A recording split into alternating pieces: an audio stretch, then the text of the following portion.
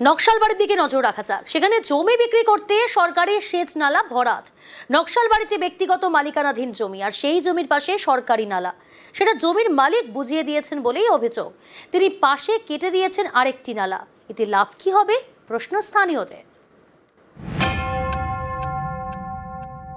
সোজা ছিল ড্রেনটা, এখান থেকে সরিয়ে নিয়ে গেছে ওখানে ৬-৭ ফিটে পরে। তো ওরা এই জমিটাকে সোজা করছে। শিলিগুড়ির নকশালবাড়ির বুথকরঞ্জোত, এখানে সরকারি সেচ নালা ভরাট। তাও জবরদস্তি ওরা নালাটা আর হিন পাইপটা বাঁকা করে এইদিকে নিয়ে আসছে। ওরা মানে জমিটা এক্স্যাক্টলি মানে ওরা এইদিকে সাইড করে প্লেন করে মানে বিক্রি করতে পারে, না ঘর বানাইতে পারে।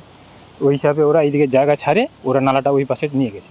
আমাদের অসুবিধা হবে, তো আমরা মানা করছি, তাও মানেনি। সরকারি সেচ নালার পাশেই ছিল জমির আল। এই আল দিয়ে স্থানীয়রা যাতায়াত করতেন। সেই আল খুঁড়ে নতুন নালা তৈরির অভিযোগ। বাবলু ছেত্রী শিলিগুড়ির খড়িবাড়ির বাসিন্দা। তার জমি রয়েছে নকশালবাড়ির বুথকরঞ্জোতে। তার জমির পাশেই ছিল সরকারি সেচ নালা। স্থানীয়দের অভিযোগ, জমি বিক্রি করার জন্য মাসখানেক আগে সরকারি সেচ নালাটি বুঝিয়ে দেন জমির মালিক বাবলু ছেত্রী। তারপর চাপে পড়ে ছোট্ট একটি নালা কেটে দিয়েছেন, যা থাকা আর না থাকা এক। আমরা আগে থেকে দেখে আসছি এই জমিটা ওর জমির সাইড দিয়ে ছিল। এখন ওর জমির পজিশন করার জন্য মনে হয় যে ড্রেনটা ওর সাইড করে, এটা তো মানে করার বেআইনি হয়েছে। পারমিশন দরকার ছিল, সেটা তো ও নেয়নি। এই সরকারি সেচ নালা দিয়ে জল গিয়ে পড়ে পাশের সেচ নালায়। সেই জল ব্যবহার করেন বহু কৃষক। তাঁদের দাবি, সেচ নালা বুঝিয়ে দেওয়ায় বৃষ্টি হলেই এলাকা জলে ভেসে যাবে। এ নিয়ে তারা স্থানীয় প্রশাসনের কাছে অভিযোগ জানিয়েছেন। অভিযোগ তো পড়েছে জিপিতে, কিন্তু এটা তো যদি সেচ নালা হয়ে থাকে তাহলে অবশ্যই আমরা সেচ দপ্তরকে জানাবো। ওরা তো ল্যান্ড অফিসে বা ব্লক অফিসেও জানাইছে। যদি আমরা জিপি থেকে কিছু করতে পারি সেটা আমরা তদন্ত করে দেখব, কিছু করা যায় তাহলে যতটুকু সম্ভব আমরা এটা করার চেষ্টা করব। শিলিগুড়ি থেকে বিশ্বজিৎ মিশ্র, নিউজ 18 বাংলা।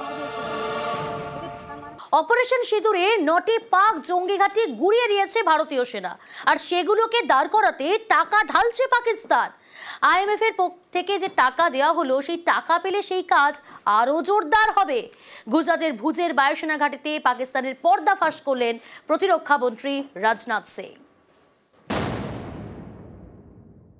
निश्चित रूप से इंटरनेशनल मॉनेटरी फंड से आने वाले $1 बिलियन के बड़े हिस्से को टेरर इंफ्रास्ट्रक्चर को फंड करने में इस्तेमाल होगा, ऐसा मेरा मानना है। इसलिए मैं मानता हूं कि आज के समय में पाकिस्तान को किसी भी तरह की आर्थिक सहायता टेरर फंडिंग से कम नहीं है।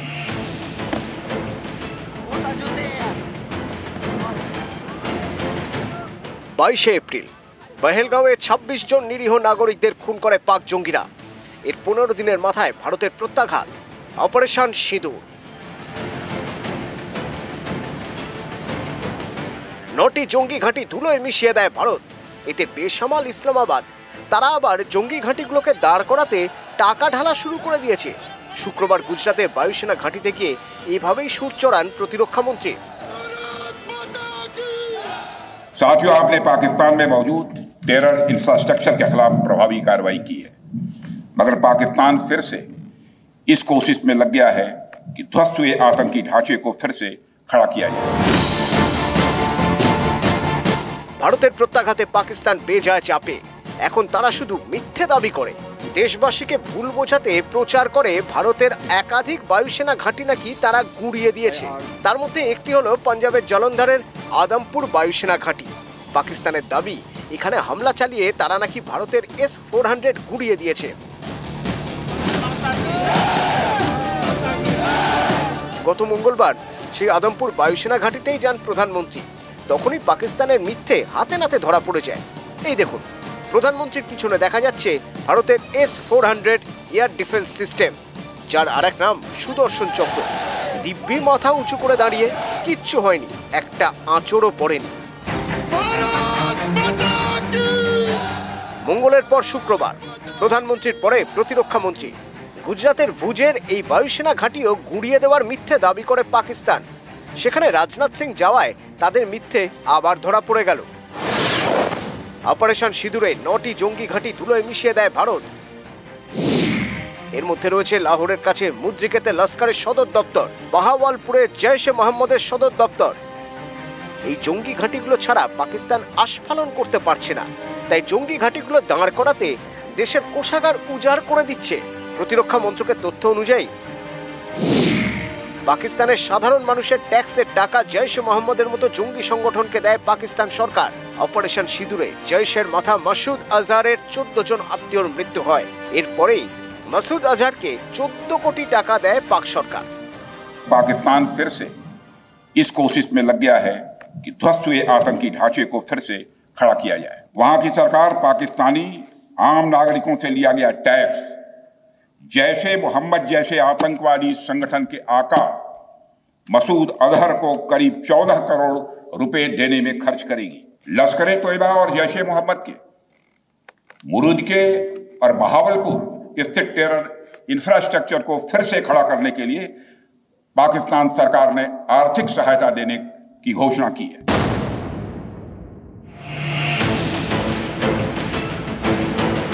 দক্ষিণ কাশ্মীরে অপারেশন কেলারে 3 জন লস্কর-ই তৈবা জঙ্গি এবং অপারেশন নাদারে 3 জন জৈশ জঙ্গিকে খতম করেছে ভারতীয় সেনা। তাতেই মাথা খারাপ হয়ে গিয়েছে পাকিস্তানে।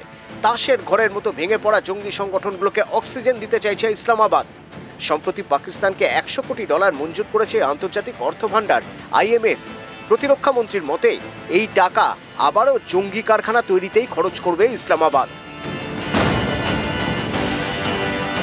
निश्चित रूप से इंटरनेशनल मॉनेटरी फंड से आने वाले $1 बिलियन के बड़े हिस्से को टेरर इंफ्रास्ट्रक्चर को फंड करने में इस्तेमाल होगा, ऐसा मेरा मानना है। इसलिए मैं मानता हूं कि आज के समय में पाकिस्तान को किसी भी तरह की आर्थिक सहायता टेरर फंडिंग से कम नहीं है।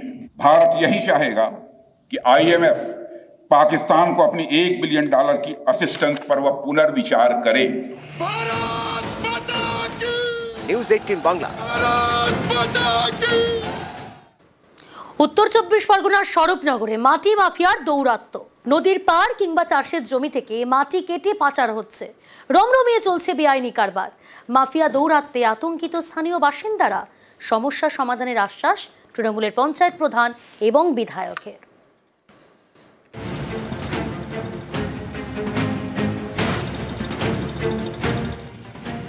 মাটি কেটে পাচার হচ্ছে, ফেলা হচ্ছে নিচু জমিতে। রমরমিয়ে চলছে লক্ষ লক্ষ টাকার বেআইনি কারবার। এ ছবি উত্তর 24 পরগনার স্বরূপনগরের। রাজ্য সরকারের নিয়ম অনুযায়ী ভেড়ি, পুকুর বা খাল সংস্কারের সময় মাটি কাটা যায়, সেই মাটি বিক্রিও করা যায়। কিন্তু স্বরূপনগরে নদীর পাড় এবং চাষের জমি থেকে মাটি কাটা হচ্ছে, যা বেআইনি। সেই মাটি ট্রাক্টরে করে পাচার হয়ে যাচ্ছে। স্থানীয়দের দাবি, স্বরূপনগরে দিনভর মাটি পাচার চলে। কয়েক বছর ধরে এই বেআইনি কারবার চলছে। মাফিয়াদের ভয়ে স্থানীয়রা ক্যামেরার সামনে মুখ খুলতে নারাজ। অনুমতি ছাড়াই মাটি কেটে বিক্রি করা হচ্ছে বলে দাবি করেছেন স্থানীয় গ্রাম পঞ্চায়েতের প্রধান। সন্ত্রাস সৃষ্টি করে মাটি খনন করে গাড়ি করে এক জায়গার মাটি আরেক জায়গায় নিয়ে যানো, এটা তো কোনো মতে বরদাস্ত করা যাবে না। অবশ্যই সেটা আমি হস্তক্ষেপ করবো, তদন্ত করে দেখব। পঞ্চায়েত থেকে তো তেমন কোনো পারমিশন নেয়নি, যেটা আমি যতটুকু জানি। প্রশাসন লেভেলে স্বরূপনগর থানা আছে, স্বরূপনগর BLR অফিস আছে, তাদের কাছ থেকে কোনো পারমিশন নিয়েছে কিনা সেটা আমার জানা নেই। খোঁজ দেবো বা দেখব। বিষয়টা নিশ্চয়ই ওখানে BLRও আছেন, আমাদের থানা আছেন, তাদেরকে বিষয়টা দেখতে বলবো। যদি এরকম কোনো কিছু হয়ে থাকে, সঠিকভাবে হয়, সেটাই বলবো। স্বরূপনগরে মাটি মাফিয়ার দৌরাত্ম্য, এ নিয়ে এলাকায় আতঙ্ক। পরিবেশ ভারসাম্য হারাচ্ছে। মাটি পাচার কবে বন্ধ হবে, অপেক্ষায় স্বরূপনগর। উত্তর 24 পরগনা থেকে অনুপম সাহা, নিউজ 18 বাংলা।